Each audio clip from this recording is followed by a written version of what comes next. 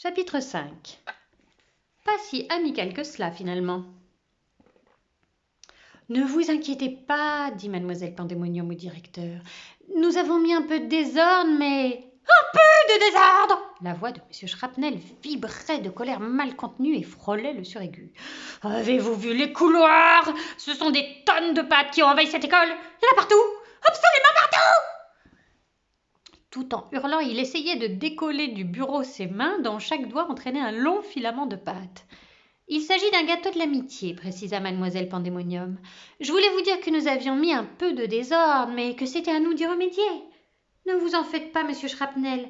Vous retrouverez bientôt votre école rangée et propre comme un sous-neuf. » Monsieur Schrapnel pouvait difficilement repousser une offre aussi aimable, même si quelque chose lui disait qu'il ne pouvait en sortir que de nouveaux ennuis.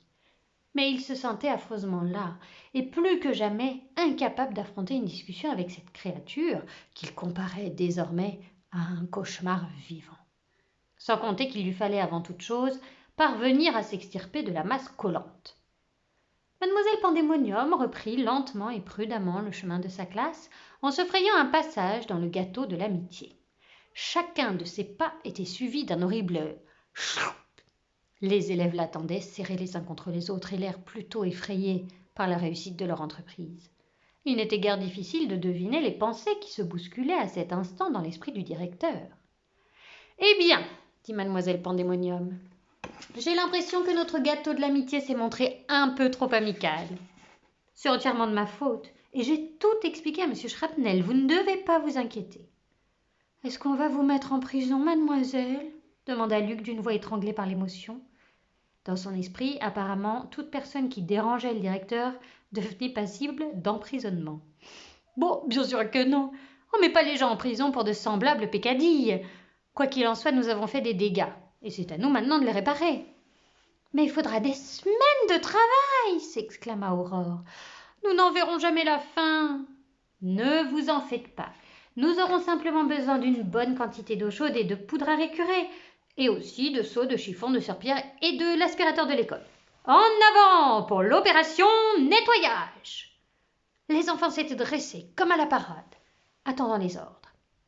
Un groupe fut chargé d'apporter des seaux, un autre des serpillères.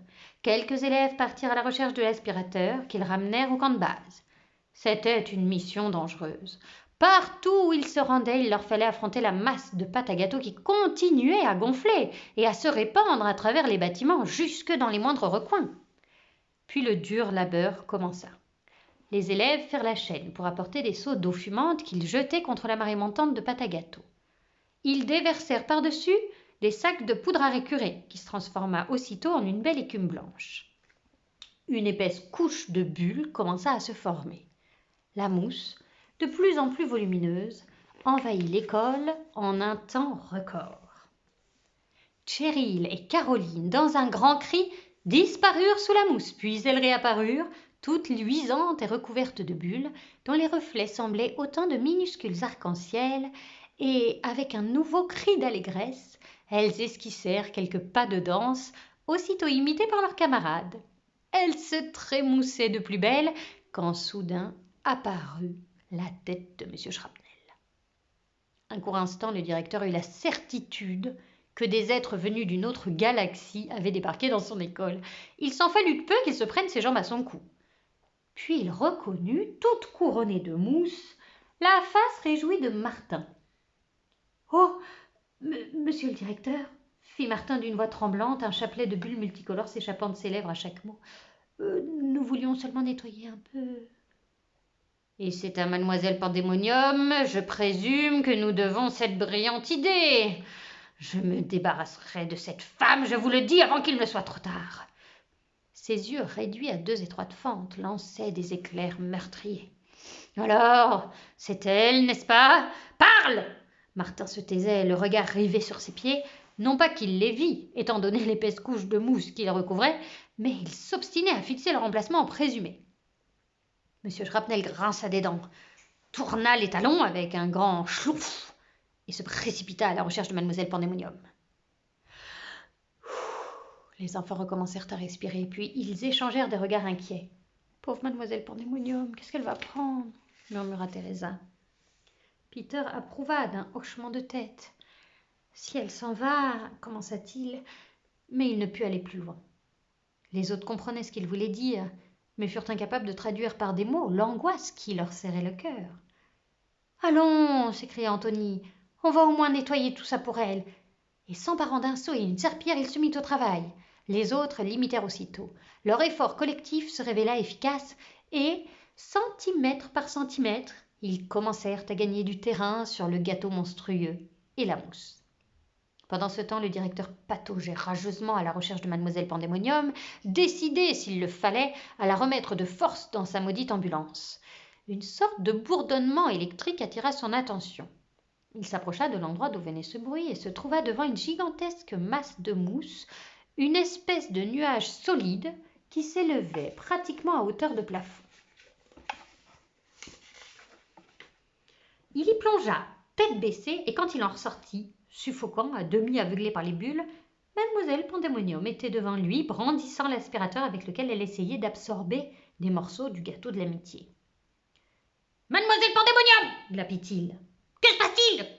Qu'avez-vous fait de ma belle école ?»« Oh, monsieur Shrapnel, quelle drôle d'allure vous avez là !» dit mademoiselle Pandémonium. « Vous êtes tout couvert de bulles.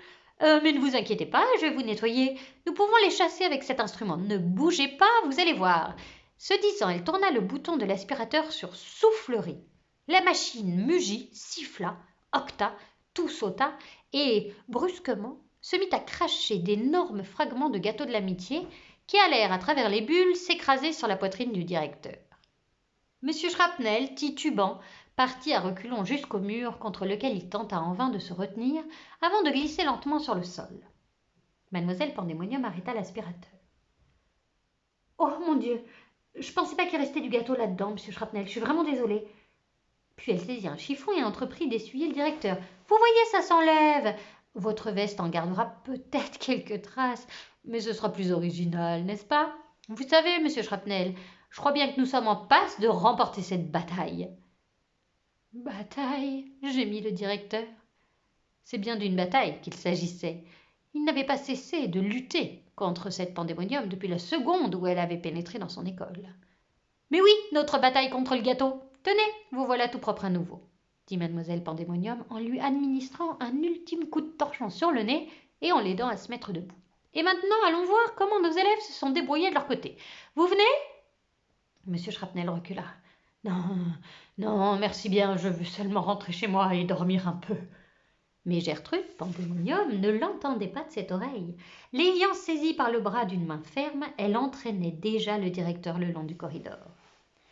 Quelques bulles restaient accrochées au mur. La moquette dégageait une odeur de linge mouillé et de l'eau giclait à chaque pas. Mais il ne restait plus trace du gâteau de l'amitié. Les enfants étaient parvenus à le repousser hors du bâtiment. C'est là que M. Shrapnel et Mlle Pandémonium les trouvèrent, occupés à jeter des seaux d'eau sur les derniers restes de pâte pour les évacuer vers les bouches d'égout. « Eh bien, voilà qui est terminé. Vous avez fait du bon travail. Retournez tous en classe maintenant. » Les enfants lui sourirent et se hâtèrent vers leur salle, tandis qu'elle raccompagnait M. Shrapnel à son bureau. Il ne cessait de répéter qu'il ne comprenait plus rien à rien. Mademoiselle Pandémonium appela Madame Bunt et lui demanda de préparer une bonne tasse de thé bien chaud pour le directeur. « Il a subi une sorte de choc, » expliqua-t-elle. Une fois dans son bureau, M. Shrapnel se sentit mieux. Assis dans son vieux fauteuil, tout propre, mais bien humide, il reprit peu à peu ses esprits. Derrière Mademoiselle Pandémonium, il pouvait voir, toujours placardé au mur, l'emploi du temps de l'école. L'emploi du temps, outil et symbole de son pouvoir. Rien qu'à le regarder, il sentait l'énergie lui revenir. Il se releva et, bousculant Mademoiselle Pandémonium au passage, vint se planter devant le grand tableau qu'il parcourut d'un regard scrutateur. « Je le savais, Mademoiselle Pandémonium. Il n'est question nulle part de cuisine là-dedans. Les élèves de M. David ne sont pas censés faire de la cuisine à aucun moment. » Gertrude Pandémonium s'approcha à son tour pour examiner le dit emploi du temps. Monsieur Shrapnel, avec une joie mauvaise, pointa du doigt la semaine entière, jour après jour et heure après heure, pour la forcer à lire le contenu de chacune des petites cases. Vous voyez bien, pas de cuisine. Il y avait ainsi, sur l'immense tableau, un emploi du temps pour chacune des classes, et même un emploi du temps pour M. Shrapnel lui-même. Mademoiselle Pandémonium lut le tout avec beaucoup d'attention. Vous voyez, Mademoiselle Pandémonium, pas de cuisine. Mais enfin, Monsieur Shrapnel, comment faites-vous? Quoi? Comment je fais? Quoi? Que voulez-vous dire? Votre emploi du temps, là, celui du directeur, ça doit être affreux pour vous, franchement. Mademoiselle Pandémonium contemplait le directeur avec un étonnement enfantin. Vos journées sont terriblement remplies et je vois que vous n'avez même pas 5 minutes pour aller aux toilettes. Comment faites-vous donc? Et pour vous moucher, comment vous arrangez-vous? M. Shrapnel la considéra fixement. Puis son regard revint contempler l'emploi du temps longuement, et de nouveau il se tourna vers les grands yeux gris pleins de candeur. Soudain, se jetant contre le mur, qu'il frappa de ses poings, il en arracha le magnifique emploi du temps, tirant de grands lambeaux de papier qu'il lacéra en 1000 morceaux. Il les fit voler aux 4 coins de la pièce, se précipitant pour les piétiner frénétiquement dès qu'ils touchaient le sol. Puis il s'immobilisa hors d'haleine, tremblant de tous ses membres, et regarda mademoiselle Pandémonium. Enfin, il poussa un cri long et puissant qui venait du tréfond de lui-même. À suivre.